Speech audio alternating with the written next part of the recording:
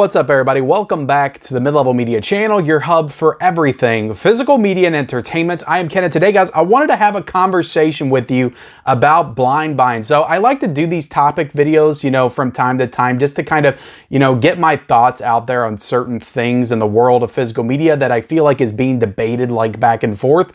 Last week I talked about bootlegs. This week I'm talking about blind buying. But I think it's important to have these conversations, especially, in this world of collecting, just to kind of provide some insight to some people that may not understand why people do the things that they do, especially in the collector space. Everybody collects, to their taste, to their preference.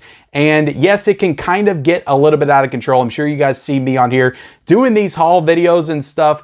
And you're probably thinking to yourself, there's no way you're ever going to watch those movies, Ken. Why do you get those? Why do you get all these movies that you don't, that you may not watch, that you've never seen before and may not like? Like, why do you do that to yourself? Why do you do that? I get that question all the time show up in my comment section. So I wanted to address it here today. I've got a series of points that I want to get into. And again, I think it's important to remember everybody's different. We all collect differently. We're all collectors. We're all movie fans. If you're here on this channel, you're a fan of movies and you're a fan of collecting physical media. Otherwise, you probably wouldn't be here. Before we get into it, guys, hit the subscribe button if you haven't already. We talk about physical media on this channel all the time. So if you like that kind of thing, hit the subscribe button, like this video, and then comment down below, guys. The reason why I like doing these topic videos, love doing these topic videos, is because I get your all's opinion on these matters, and it kind of opens my eyes to other ways of thinking as well, which I love. So definitely leave your thoughts on blind buying. Do you do it? Do you not do it? Is it a case-by-case basis for you? Let me know that in the comment section below. So let's go ahead and dive into the first. And I think about this stuff a lot, guys, especially when I'm making these purchases. And again, I have this question come up all the time. I do these haul videos. I just bought all these Kino 4Ks from the Kino Louisville sale. Haven't seen any of them. I just got all of these Vinegar Syndrome releases in. All these incredible releases. Haven't seen any of these movies before, but I added them to the collection. So for me personally, and it wasn't always like this, like back in the day when I was collecting DVDs, VHS tapes, I feel like I did blind buy a little bit on VHS and DVD back when I was a kid and I heard something good about a movie, I would get it and watch it. But I don't feel like I did it as much. Like usually it was a movie that I had seen in the theaters or that I had seen somewhere on cable or whatever, and I wanted to add to the collection. I remember watching when I was a kid and loving, and I wanted to add it to the collection. That's how my DVD collection started. That was before I got into this whole world of boutique labels and Blu-rays and, doing this stuff on YouTube. That's definitely a part of it as well. It starts to take on a life of its own, and you just want to keep diving deeper and deeper into all of these undiscovered films that you've never seen. So I think that's one of the most important things for me and why I blind buy so much the way that I do. It's the sense of discovery and exploration of films. I'm essentially an explorer of cinema, like through this channel, through all these incredible physical media releases. And it's incredible. I love doing it. It drives me to continue on this channel, like without the blind buys and the discovery and to dive into all these like really cool physical media releases. I likely maybe wouldn't still be doing this channel. So these blind buys and this stuff that I get in these editions and these movies, it fuels me to keep going with this channel, and vice versa. This channel fuels my love for cinema. So it's kind of like a symbiotic relationship a little bit. But I absolutely love, and again, I haven't always been like this. When I was a kid, and this is why I haven't seen so many movies, when I was a kid, like I stuck to the movies that I knew I loved, and I watched them over and over and over and over again. Obviously, I had to watch new movies. I watched new movies in the theater, but whenever I found a movie that I loved, I would watch it over and over and over again. I'm trying to watch so many movies for the first time now. I don't have a lot of time to repeat watch a movie, but it's the sense of discovery. I love it. I love exploring new pieces of cinema from different time periods. Like a movie can just really transport you.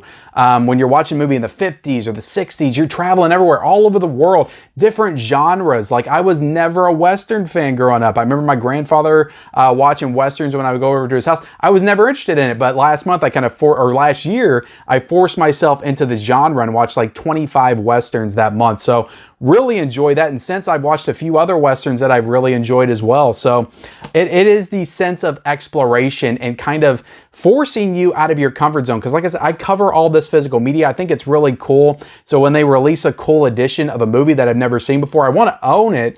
because just aesthetically, I want that packaged release in my collection. But then I get to watch it, and sometimes I just love it, and it forces me into different genres and different areas of cinema that I wouldn't have explored otherwise. So that's why I appreciate the blind buys and the exploration aspect of it. So, and it keeps things fresh and interesting. Like, to me, and again, this is just me, like, there's people out there that only want to buy the movies that they know that they love, and that's okay. That's perfectly fine. Like I said, everybody's different. For me, it's boring. Like, if I was just collecting the movies that I knew that I loved, that would be boring to me. I love buying movies that I've never seen and getting to hold it up. Escape from Alcatraz with Clint Eastwood.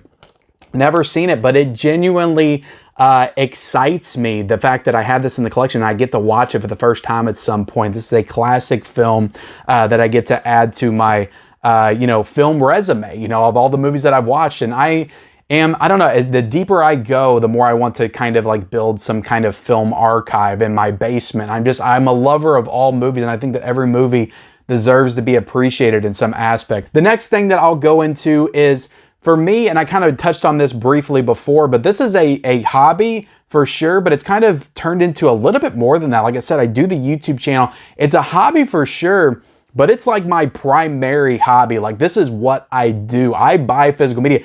I don't do a lot of other stuff. I don't go out to the bars. I don't have any other vices. I don't drink. I don't smoke. I don't do any of that type of stuff. Yes, I do stuff with my family. We go out to eat. We go out to the movies and things like that. But I don't have any other hobbies. There's people, I would say, that have far more expensive hobbies. People that I know that blow way more money than I do on movies on other stuff that they enjoy, which, again, that's okay. Everybody has to have a way to blow money, right? Like, I've heard that before, and it's absolutely true.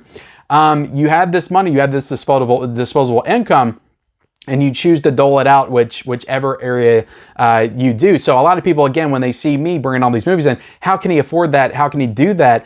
You probably have your own hobbies. Maybe you like collecting, certain movies that you love and enjoy.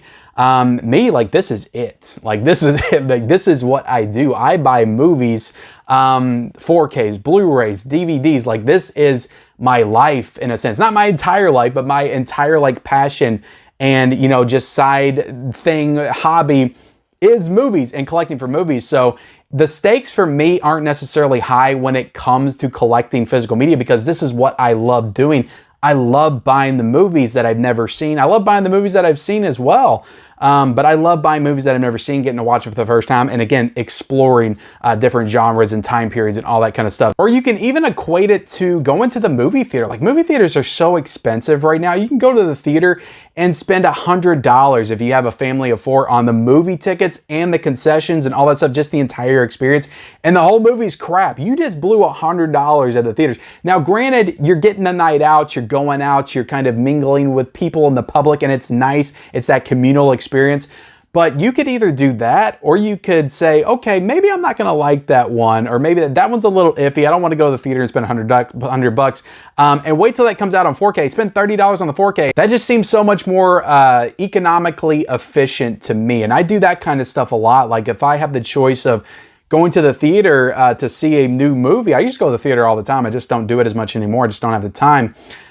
Seeing a new movie in the theater, or waiting until that 4K release comes out or that Blu-ray release comes out. Sometimes I'll just wait for the Blu-ray, because why go out to the theater to see it for $100 when I can wait a couple of months and then it gets a 4K disc and I buy it for $30. And again, it could be a blind buy, but it's still cheaper than going to the theaters. I also have a lot of people that ask me, like, why don't you stream the movie before you actually buy it? Like, test it out, because we do have all of these streaming services. So you think it would be smart for me to get on there and actually watch the movie that I'm getting ready to purchase before I purchase it, to know that I want to add it to the collection. Like, if you really want that super curated collection, like, that is something that you probably would do, because you want to make sure that every movie that comes in your collection you love and enjoy. Me, like I said, it's the exploration aspect of it that really drives me. Something about watching it on streaming first, watching the movie, then getting the 4K.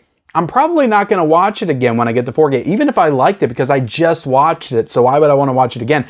I like experiencing the movie for the first time on the actual disc itself. Now, there are circumstances where I do watch stuff on streaming, mostly with new movies. Like, if something comes out on Peacock or Paramount Plus or HBO Max and it was in theaters, I will absolutely watch it on streaming, and then when I'm done watching, I'll be like, okay, I want to buy that one, add it to the collection. But a lot of times when it comes to the classic films or the older films from like the 80s and 90s and stuff like that, I'll just go ahead and buy them on disc, before I will either rent them or I'll watch them on one of the streaming services. Because a lot of times when stuff comes out on 4K, like it's already on 4K on streaming, but I will not watch it on 4K on streaming. I will choose to watch it for the first time on that 4K disc. And sometimes, guys, I hate to say it because I know a lot of people are probably going to come after me over saying this, because I get this comment all the time.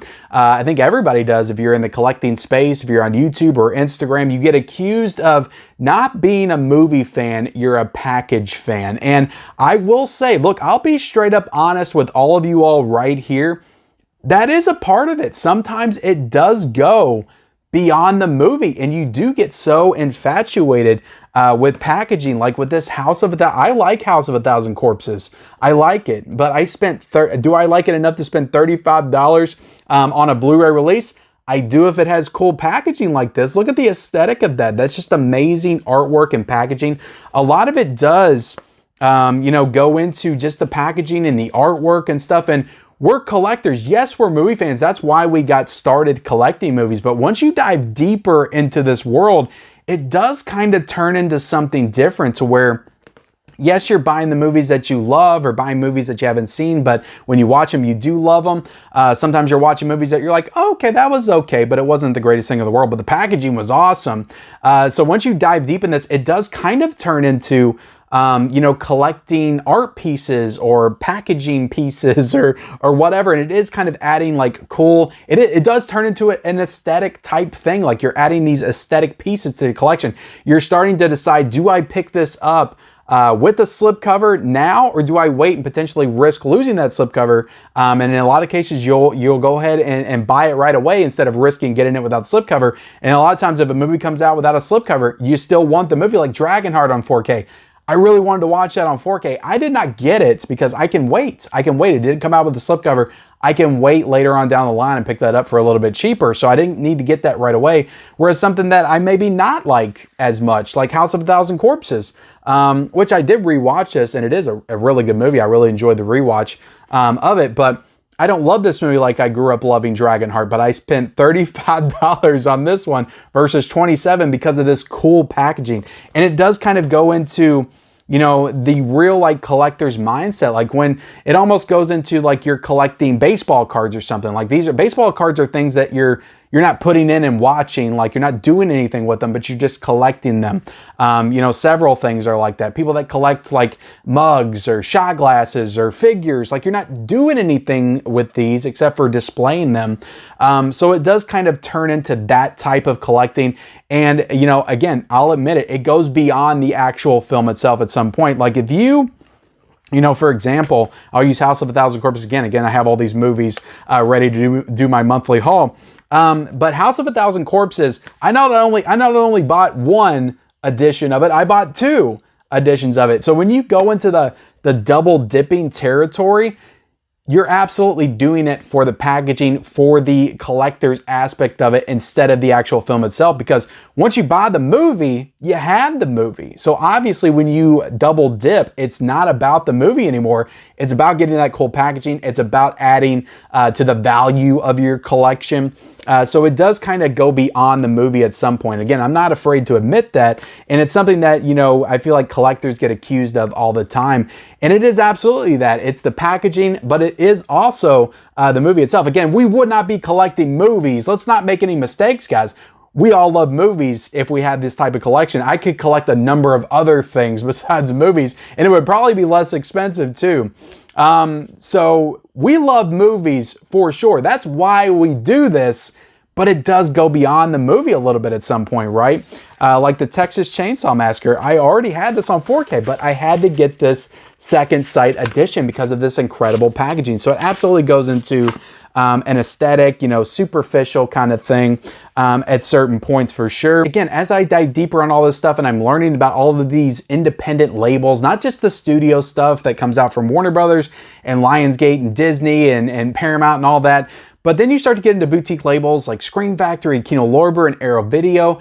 And they are honestly like keeping this, you know, very interesting, keeping it fun, keeping it alive in a sense. Like when all the studio stuff goes away, gets sucked out of the stores, like it's the boutique labels that are providing for us collectors. So I want to support them as much as I can. So that's why I will get on there and when Kino Lorber has a sale, and I'll spend a bunch of money because their sales are incredible.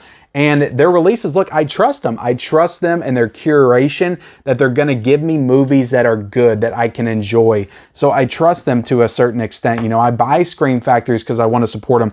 I have recently dove into Vinegar Syndrome.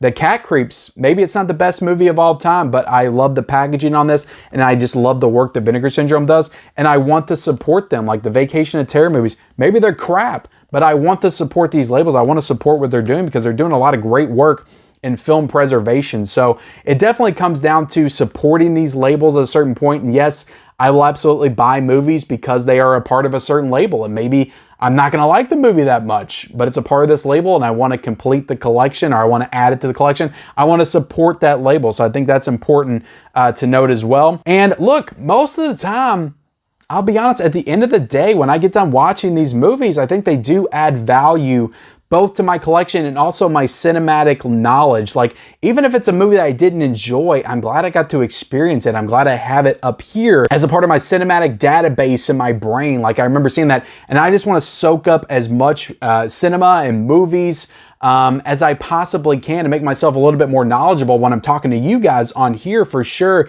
But also, I'm just so into this right now. It's my hobby and I love it. It's my passion. I love it. So I hope that explained, you know, that again, I'm very sloppy the way I go about things and talk sometimes. I hope that kind of provided a little bit of explanation, a little bit of insight as to why I blind buy personally. Again, I'm not speaking for everybody. Everybody has their own different things and why they blind buy and why they don't blind buy and why they buy certain things in certain ways. And that's it, guys. That's all this stuff back here. Our collections are very personal to us. And I think that's important to remember. You know, when you leave a comment, a negative comment on somebody's video and you're like, why do you do all this? This is stupid. Understand that everybody's different and everybody collects in their own way.